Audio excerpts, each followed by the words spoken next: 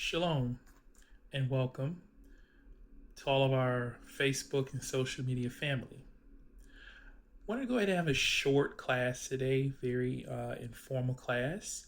Um, this one won't be too scripture heavy because it's mostly teaching, it has to do with the Hebrew language. But nevertheless, I do want to welcome everybody on behalf of the Universal Temple of Yahweh. My name is Adiel, and I'm going to be presenting a little knowledge on the Hebrew language. I thought this was a little appropriate because we see a lot of discussion, a lot of debate about the Hebrew language, about the script, about the name, right? So I'm sure if you've been tuning in and watching us, you will have heard that we pronounce the Tetragrammaton, his holy name, Yahweh. Now, we're going to go into that a little bit, but right now, I wanted to discuss the language a little bit, right? So we're going to go through it with some examples so I can, precept upon precept, precept upon precept, so that we're all on the same page, right? And we're going to do this the old-fashioned and sort of low-tech way, okay? So if you look here, make sure we got this all on the screen so everybody can see. We see 6 words. Now, what language are these words in? Those of you who might have a little bit of knowledge will understand that we're dealing with 6 different languages here, with number 1 being English, number 2 being Spanish, number 3 being Portuguese, number 4 being Italian, number 5 being Hebrew, and number 6 being German, right? And they're all the word for dog. Now, what do they have in common? Well, they're all the word for dog. Other than that, they're all written in the same script. This is the Latin script.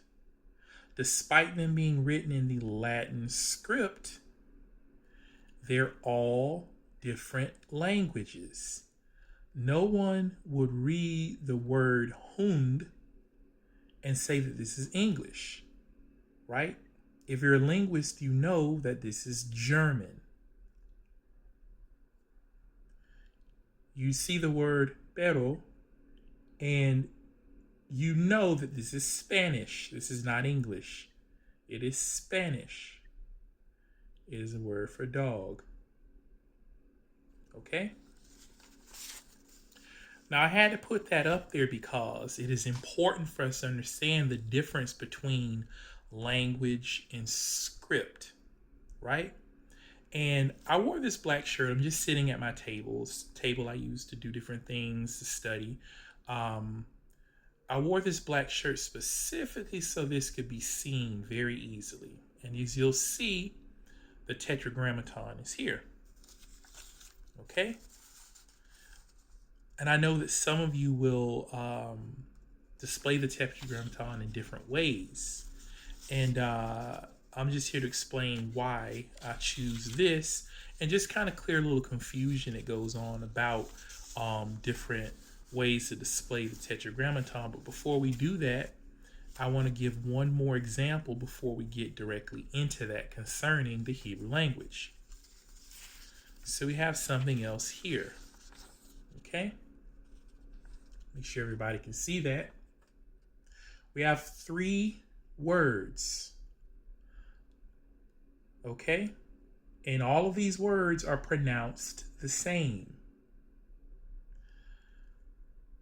All 3 words are the word for fox. But what language is this? Do we have 3 different languages here? No, we have one language. The language is Japanese. The first word is described in Latin characters.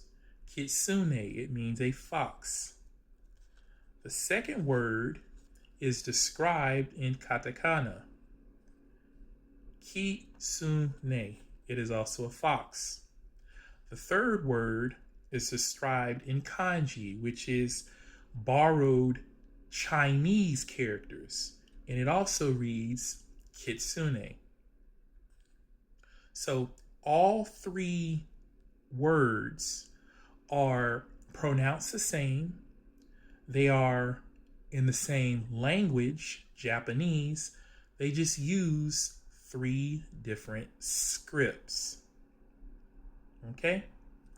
What you find, like what you see here and here, is that cultures that were in close contact with each other often would use the same script in order to go about written language.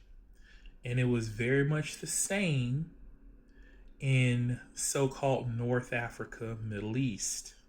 Okay? So finally, we get into the meat of tonight's very short class. Right here. We have 1, we have 2, and we have 3. What do they say? Well, they all say the same thing. They're all the tetragrammaton. Now, how you pronounce that depends on where you got your information. But for those of us who are at a certain level, we at least understand the beginning is pronounced ya. We understand that much. But let's say, for sake of argument, that we all agree that the name is pronounced Yahweh. We have 3 different scripts. But what language is this? Anyone who knows anything about religion, biblical religion, as they call Judeo-Christian religion, right, will understand already that this is Hebrew. Even though it's just 4 consonants, they would understand it's Hebrew because Hebrew has consonants in its alphabet. It has certain silent letters that can take the sound of vowels, of a vowel that comes about, right? That's Aleph.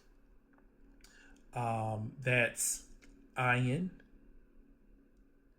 And the letters Wav and Yud also can do that. Even though these letters are consonants, they also have the ability to take on a vowel-like nature. Okay? But you would understand that this is Hebrew. Everyone would look at that and know that that is Hebrew. Not everyone would be familiar with what this is, but those who are a little bit more studied, right, as you climb the ladder, would begin to say, this is Hebrew. This is Paleo Hebrew. This is ancient or biblical Hebrew, right? That's what they would say. But if you noticed again, I don't have that around my neck. I have this around my neck. Well, because precept upon precept, precept upon precept, line upon line, right? We graduate in steps. And you come to understand something interesting. And so that's kind of what this class is about. It's also a class to help all of us remain humble as we learn and as we grow in the word, as we become closer and closer, right? As we romance our first love, which is the Creator, right? As we become closer and learn more, become more intertwined, right? We want to remain humble and also loving and understanding of one another in that process, understanding we're not all in the same place. So, number 1, as you see, right, we'll just go ahead and call this the ancient, right, Paleo Hebrew. We'll call it that. And I'm going to explain why I did that. And we'll call this the modern Hebrew, and we'll call this the English Hebrew. Okay? So let's get a good look at that, see what we're dealing with. So first, Paleo Hebrew. We have to first understand that names and terminology are important. Just like terminology like the Middle East, North Africa, Sub-Saharan Africa, all those are terms that really did not exist in the past. And they're terms that individuals came up with to create sort of a cognitive disconnect, right? There's a purpose behind the creation of those terms. They're not benign. They're designed to manipulate your thinking in a certain direction, right? So that term Paleo Hebrew or Biblical Hebrew is a term that was created in 1954 by a Yiddish, born in Germany, linguist, because he did not believe it was appropriate to, and you can look this up on Wikipedia, you can find this anywhere. He didn't feel it was appropriate to associate the language of the Bible, right? The script in the Bible with, Phoenicians and Canaanites, aka Africans. He didn't think that was appropriate, right? As you notice, like I used the example of the Middle East, North Africa, Sub-Saharan Africa, because, right, and sometimes they don't even say North Africa, they just say the Middle East and then Sub-Saharan Africa to basically hijack the entirety of North Africa, including Egypt, right? And, lump that in with the Middle East and lump that in with Asia and kind of lump that in with Europe, in a way. This is the same thing. That term Paleo Hebrew. And remember, it was written in this was coined in 1954. What I need you all to understand is that since that time, they have found and translated the Qumran scrolls, like the Dead Sea Scrolls. And what you will find in the Dead Sea Scrolls is these were scripts, biblical scripts, what we call apocryphal scripts, temple scripts.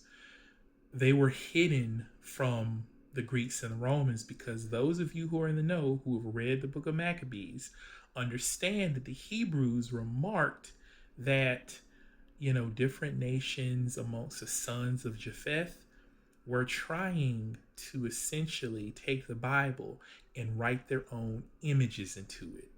And so it is till this day. And so these writings, the biblical works that we know of, Genesis, Exodus, Leviticus, Numbers, Deuteronomy, all that stuff, right? Torah, Tanakh, all that stuff. It was hidden from those nations, right? And then you have different doctrines like the Ineffable Name, what they affectionately call the Ineffable Name doctrine, came about because of the nature of the relationship between the Hebrews, right, the sons of Jacob, and the Greco-Roman Mediterranean people. Okay?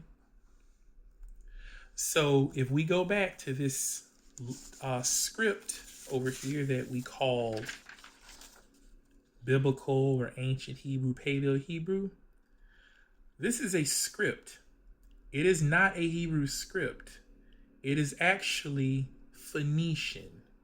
It is Phoenician. It is Canaanite script. Like how you saw in the earlier example, you saw the Japanese word for fox written in Latin script. You saw it written in katakana, and you also saw it written in kanji, which is Chinese. This is Phoenician. It is not Hebrew. Okay?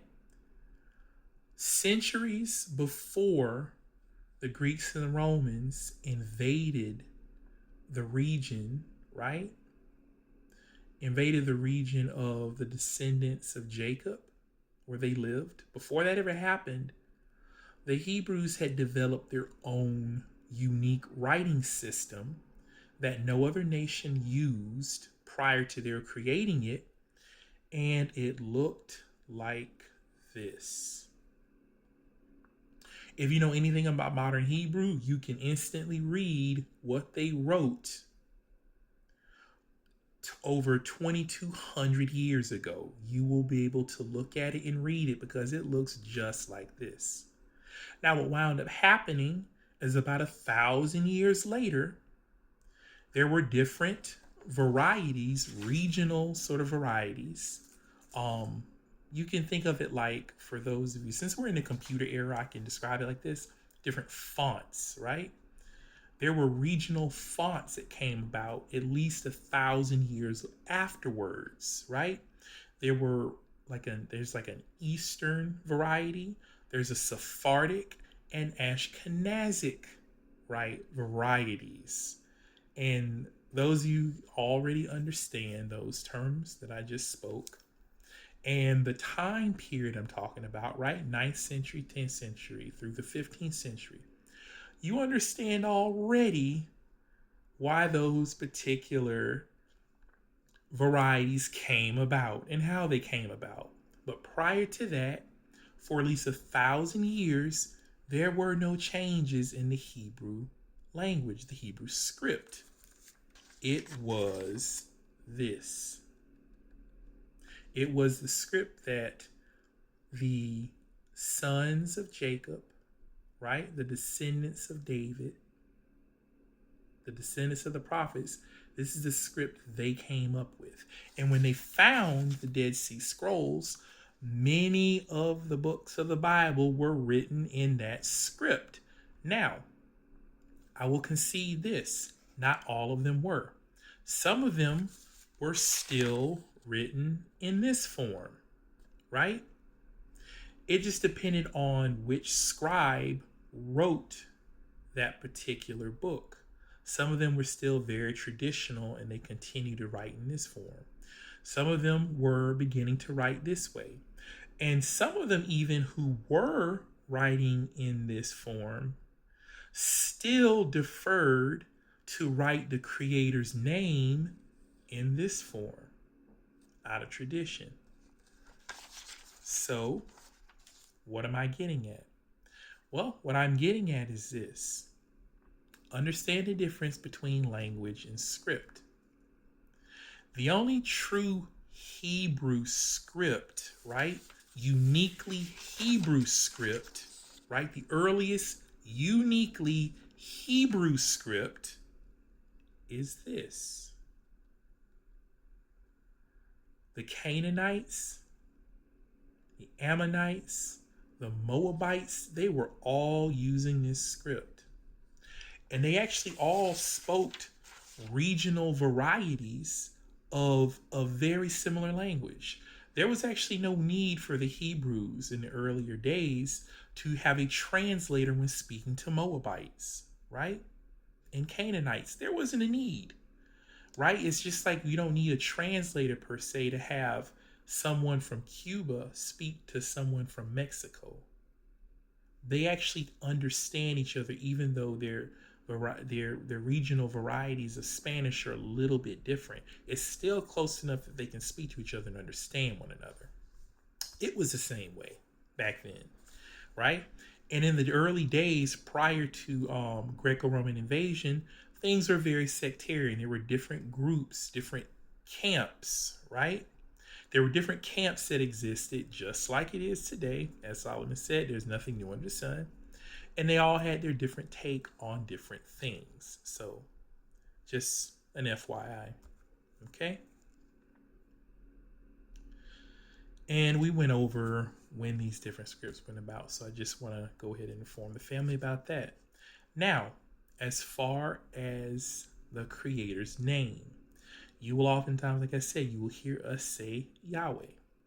And many people will belabor the different points of why they say Yahweh or Yahuwah, um, in different things. I mean, I hope at this point, I'm speaking to those of us who are elevated enough to understand that um, the Tetragrammaton Yud He Wah He is his name, not Ayin He Yud He. That's a verb. It means something else. It means, essentially, you know, um, I shall be. And the idea, what is inferred is that, I am, that I am, that I shall be, and all that kind of stuff like that. But it's not a name. For those of us who are at the level to understand, the name is Yud He Wah He. How it's pronounced, that's what people are debating. Well, we all are pretty much at understanding that the first part is Yah.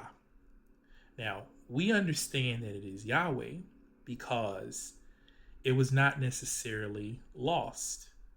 We know, if you study Catholic records, early Catholic records, Roman records, what you find is that the rabbis in the early centuries essentially cursed the Samaritan priests, right?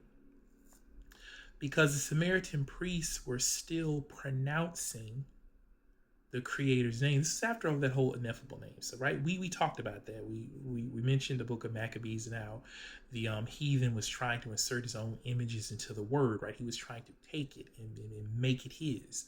And a lot of things came about due to that. There wasn't like a close cultural connection between the Hebrews and the Greeks and the Hebrews and the Romans, the way you found some cultural blending between, say, the Hebrews and the Egyptians, the Hebrews and the Babylonians, right? There was more connecting and blending going on, but not so much with the Hebrews and the sons of Japheth. They tend to favor the sons of Ham, like connections to the sons of Ham. That word Ham, right? It actually means warmth in the sense of closeness. And so what you found is that the sons of Shem and the sons of Ham actually were very close. Not so much Japheth. So the pronunciation of the name and many other things, they began to close off when they encountered the sons of Japheth. And so thus the ineffable name thing. And so the early rabbis were upset with the Samaritan priests, and you can look up who the Samaritans are the descendants of. They were upset with them because they were pronouncing the name as it was written, rather than the way that it was agreed upon that it would not be pronounced. And the earliest Greek scholars who had actually heard and witnessed the name being pronounced, right? They transliterated it into Greek. And as you know, Greek does not have all the same letters as Hebrew, right? It is based upon the Afro-Asiatic or Afro-Semitic language tree, right? Aleph, Bet, Gimel, Dalet, Alpha, Beta, Gamma, Delta.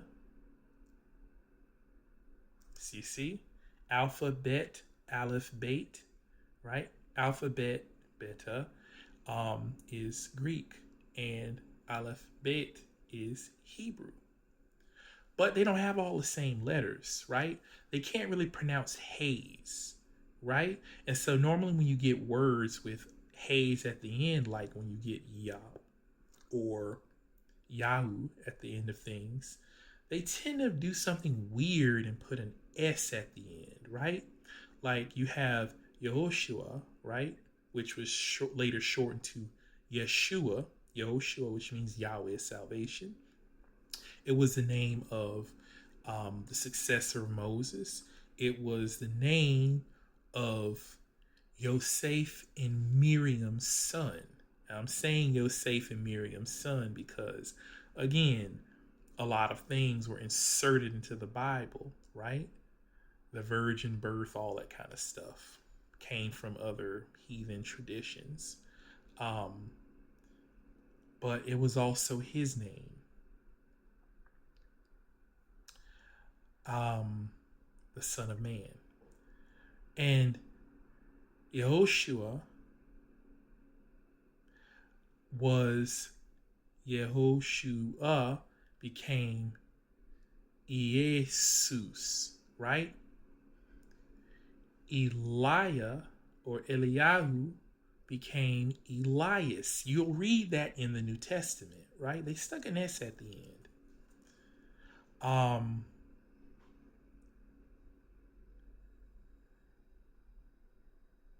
Now,